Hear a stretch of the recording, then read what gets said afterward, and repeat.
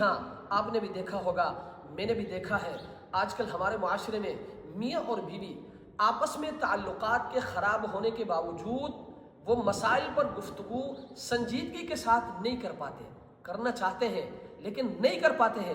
وہ یہ سوچتے ہیں اور یہ سمجھتے ہیں کہ اگر ہم مسائل پر بات کریں گے نا تو بات بہت دور تک نکل جائے گی اور اس کا ان کو نقصان ہو رہا ہوتا ہے۔ مسائل پر گفتگو ضرور کرنا چاہیے لیکن سنجیدگی کے ساتھ۔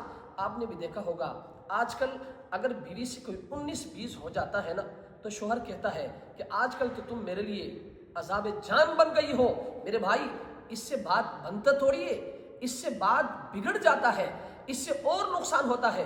اس کے جگہ میں آپ یوں بھی کہہ سکتے ہو کہ جان، مجھے ایسا لگتا ہے کہ ہمارے آپس کی جو تعلقات ہیں نا، جو قربتیں ہیں، وہ پہلی جیسی نہیں رہی اور اس کا مجھے دکھ ہے، مجھے تکلیف ہے۔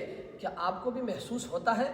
اس کا فائدہ یہ ہوگا کہ آپ کے گھر والی کے دل میں آپ کے لیے محبت پیدا ہوگی۔